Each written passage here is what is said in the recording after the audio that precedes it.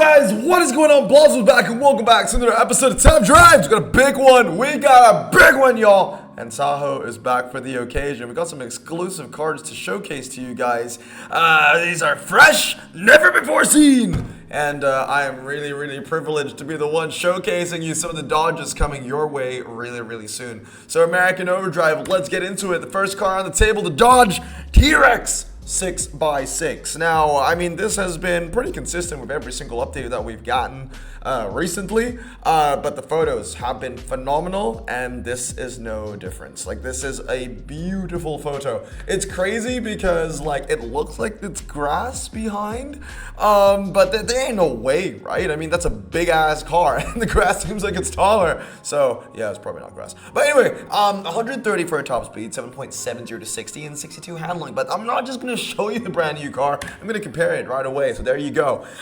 So I think direct competitors towards the Dodge TRex think low 0 to 60 four-wheel drive off-road tire cars with higher top speeds. And I think the closest competitor to TRex, in my opinion, is the Lamborghini, the Rambo Lambo, right? So the Rambo Lambo is going to way lower 0 to 60, handles a bit worse, but the TRex has a slightly higher top speed of 130. Unfortunately, in a hill climb scenario and most shorter drag scenario, that 0 to 60 difference of 0.6 seconds is always going to favor the Lamborghini unless the TRex has like phenomenal MRI. That being said, against an RQ42 dragster rival like the Ford Mighty Tonka, well, I'll tell you this much, the TRex is not really making the Ford Mighty look too mighty, to be honest. 7.7 compared to 9.4, yikes. And a massive top speed difference of 130 to 95. Only difference between the Tonka and TRex is that the Tonka has like 3 more handling, which doesn't really carry much. I'm also going to be pretty convinced that the TRex is like way heavier, even though the Tonka is already a pretty heavy car. But the TRex, I mean, dude, look at it. It basically irritates, is that the word I'm looking for? It exudes just big dick energy, dude. That honestly, well, actually the opposite. Everyone says that the bigger your car, the smaller your PP. But anyway, I digress. Moving on to Nissan Toronto rally car. I mean, that isn't really a competitor. The rally car, it's a handling off-road tire car. The TRex isn't, they kind of know what they want to be. So the TRex is more of a dragster rally car. It's just there kind of for that four-wheel drive off-road tire RQ42 representation. Now, moving on to the next car that I want to showcase, the GMC Hummer EV pickup 3 times. The thing is, if the Ram wasn't heavy enough for you, then this should be the one. This is also like the thumbnail car of the update, isn't it? It might be the thumbnail car of the update, because if you remember from Toilet Grenade's Instagram post about a month ago, I think about a month and a half ago, Hutch kind of messed up, did a doo-doo, and they kind of already released the app photo a little bit too early, which had the Hummer EV on it. So I'm guessing that the Hummer EV is going to be like the thumbnail car for American Overdrive, and I don't know how I feel about that. But yeah, it's got a ridiculously low 0 to 60. It doesn't handle no top speed, but that 0 to 60 is really impressive. So comparing it against its direct competitors, I would say are the Raptors and the Rams. And as you can see, the 0 to 60 in the Hummer is uncontested. I mean, between that RQ71, 70, 72 range, 3.0 is actually crazy. That's stock 3.0. I know so many legendaries that don't even stock at 3 seconds to 60. Like, it's actually crazy. The fact that it is 1 RQ cheaper than the Ram 1500, but it's almost an entire second faster, is absolutely ridiculous. It's way faster than the Ford F-150, also way faster than a Rebel TRX. The problem is, though, RQ72 and the 1500 TRX, that thing is like 91 MRA or something like that. I don't think the Hummer is going to have MRA. I think the Hummer is going to have the MRA numbers in the negatives.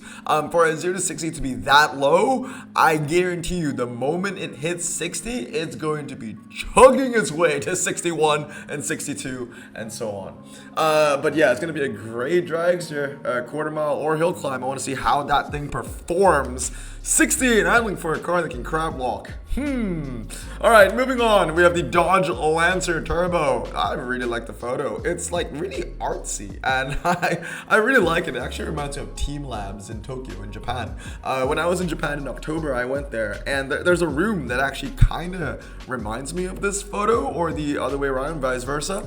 Comparing it to his direct competitors, I mean, front-wheel drive, center tire, medium ground clearance cars, I think the main competitor is definitely the Chrysler LeBaron. Those two are the same thing.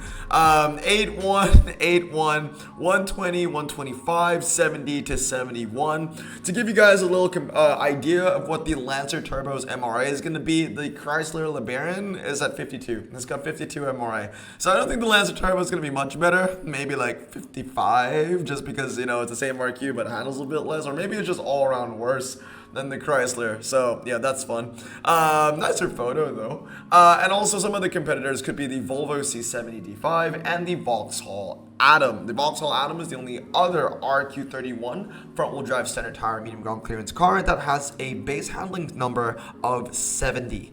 Now, moving on, we have the Dodge Hornet GT. Now, just to put it into comparison, I made a video about this about a month ago about like a Dodge revamp. And yeah, I mean, from Cyanix, he made the RT version. And as you can see, 5.679 was his prediction, four-wheel drive and standard tires. I'll tell you right now, though, if the GT is getting performance tires, I don't think the RT is going to get standard tires. We can hope and wish, but I don't think that's going to be the case.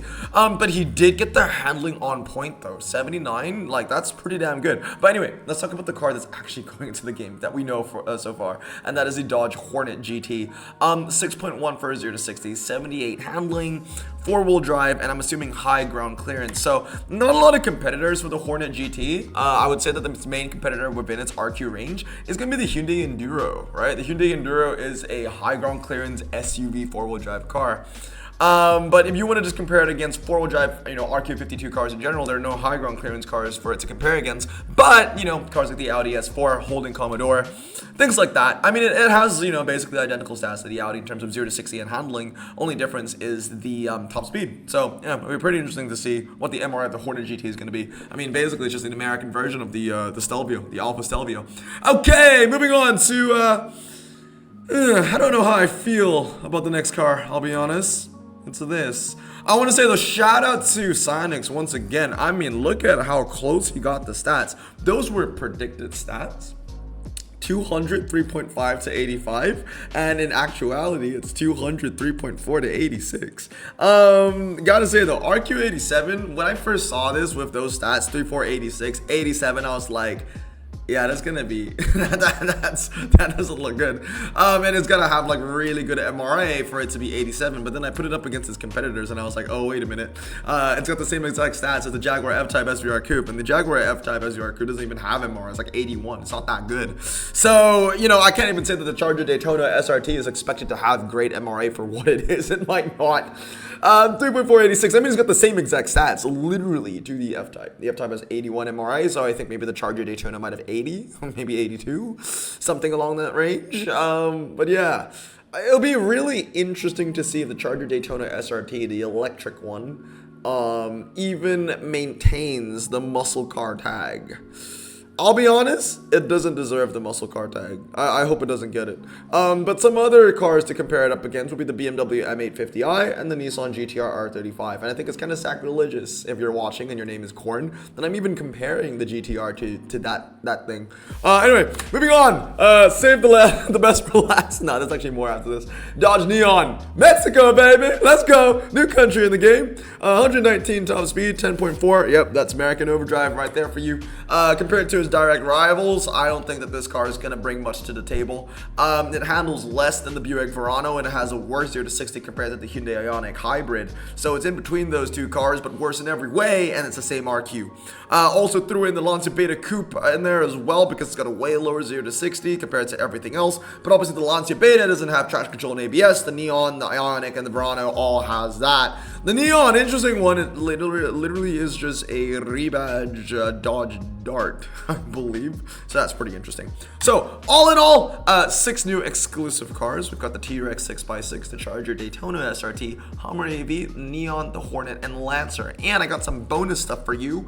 Now, credit to Android Fanatic and a lot of top drives. These were the guys that posted before I did, and these were some of the cars that they got. The coolest stuff that came from Android were the Cadillacs, the CTS-V, and the CT5V. The CT5 looks pretty good. If that is medium ground clearance, that will be a direct competitor to the BMW M3 CSL, and that will be a very nice car to collect. 97 handling medium, if that turns out to be the case.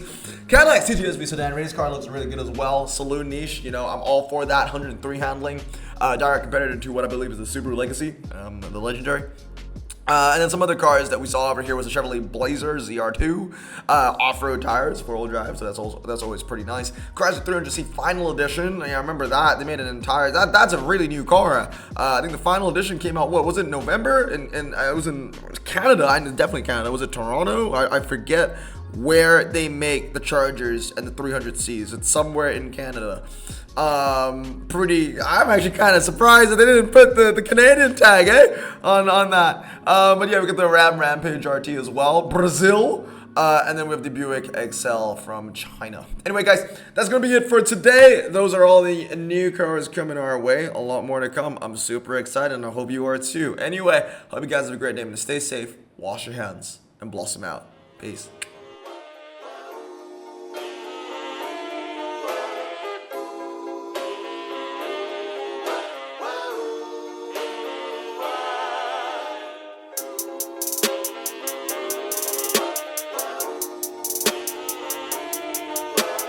Bro, this song just makes me so happy.